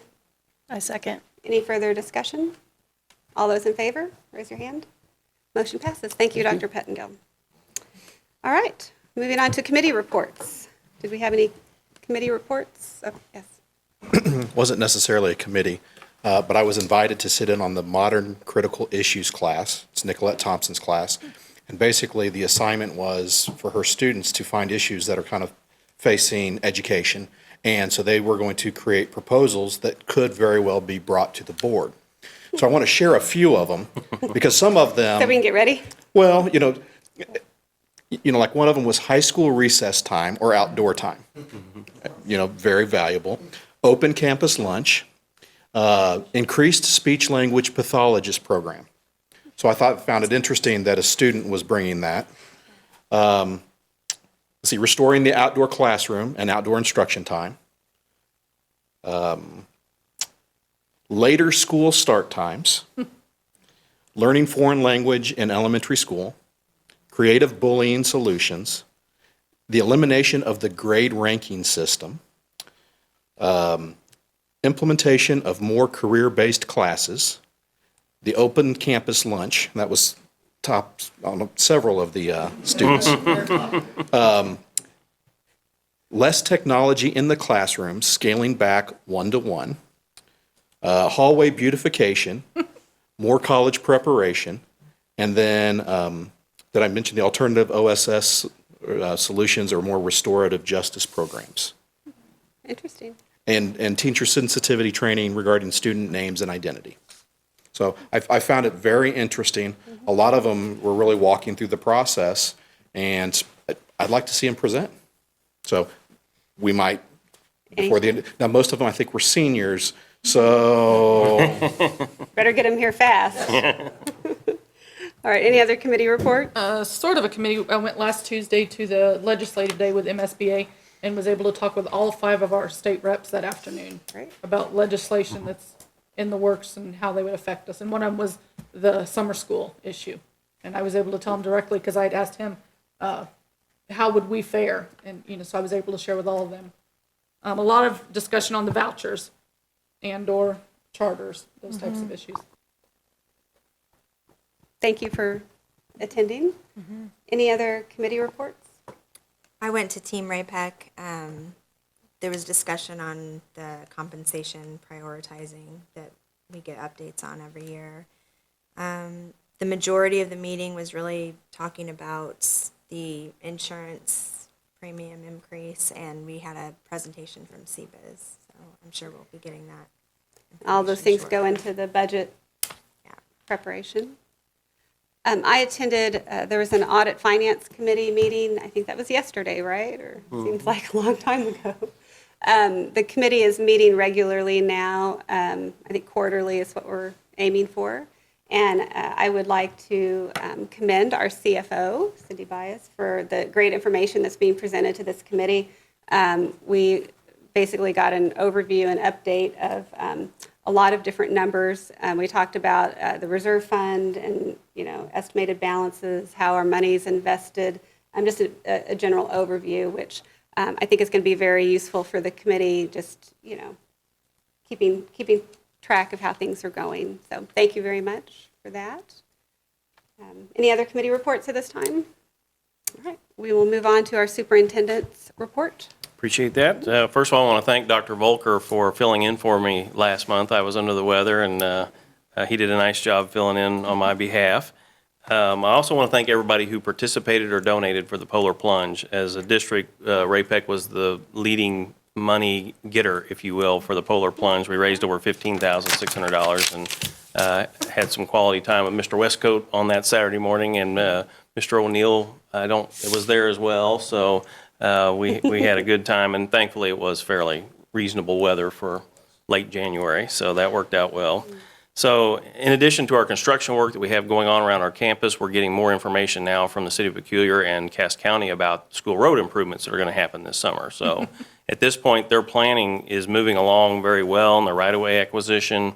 I think at this point, it appears they're going to be ready to start at the end of the school year. They're even talking about maybe trying to figure out a way to start a few weeks early if possible. So I'm optimistic that the planning's in place to get that done this summer. That, to be quite frank, makes me more nervous than our school construction when it gets right down to it. So I think they're moving along. And during that meeting, you could see that concern on your face when we started doing the briefing, so. So I'm optimistic. I think they're doing all the things they need to do to be ready to start at the end of May. Tomorrow is a really big day in our school district. It may not be that transparent to the public, but it is the day our teachers that are being affected by our reconfiguration will get their formal notices. And so it's going to be a big day in many ways. It's all, and thanks to Lisa for all her work in that, putting that all together, working with our entire administrative team to try to find the best place for everybody with the input of the teachers themselves. So a monumental task, and while, you know, we're never quite done because transitions will continue to happen all the way through the summer, at least people that have been waiting for this information are going to have it. And we're right on our timeline that we said from the beginning we were going to accomplish. So congratulations to Lisa and everybody involved. It's also a big day in that we plan to mail letters to all of our K-7 families tomorrow with their formal school assignments. The vast majority have looked at the maps and know exactly where they're going to be going to school next year, but we've gone through and moved all those locations based on where they live in our database. Linda Portman and our technology department and Pam have been a big part of getting that all organized. Special assignments for special programs, we tried to identify that. We're looking at the 1 mile ridership limits and making sure we get those correct with our new alignment. So a lot of data crunching is going into getting 3,600 letters roughly ready to go out tomorrow. So it's another big day. So if by the end of next week, if somebody hasn't received theirs, they're free to call us. Hopefully we haven't missed anybody. And then one other thing I'll mention is that our foundation gala is Saturday evening, and it's not too late to get involved in the online auction, which closes tomorrow evening. So if you want to just go to the last RP update and find that item, there's a link there, and some really nice items that'll be there, and looking forward to a great event. And Kim York chairs that committee that organizes that for the foundation. So I'll just add that if you would like to go, although you can't necessarily officially get tickets, I can help you out if anyone is interested in going. We do have a couple that could be made available. All right, we'll move on to board member comments. Go ahead. Mine's kind of a personal one. Some of you know 2 weeks ago tonight, when we had our board work session, my mother-in-law had passed away that day. And so I just want to say thank you to all of you who reached out in many different ways.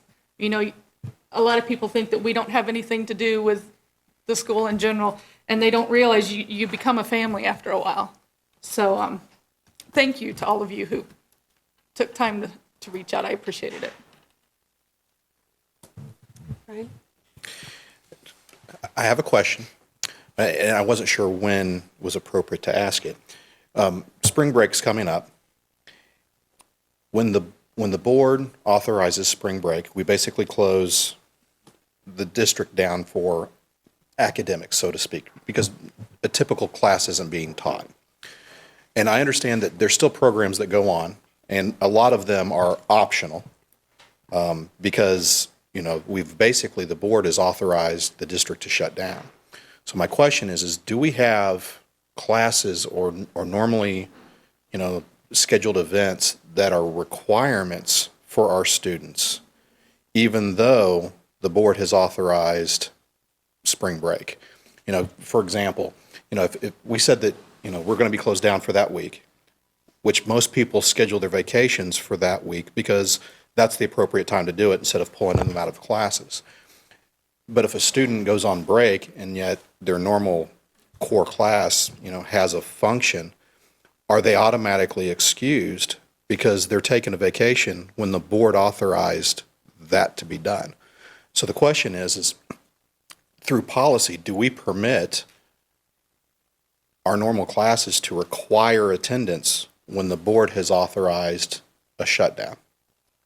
I would suggest if you had the details, I'd be glad to look into it and try to get a response. I'm not aware of the I just- situation you're referring to. I just so. didn't know if that was just a general, I mean, because, I know the sports teams, they practice, but most of them are optional.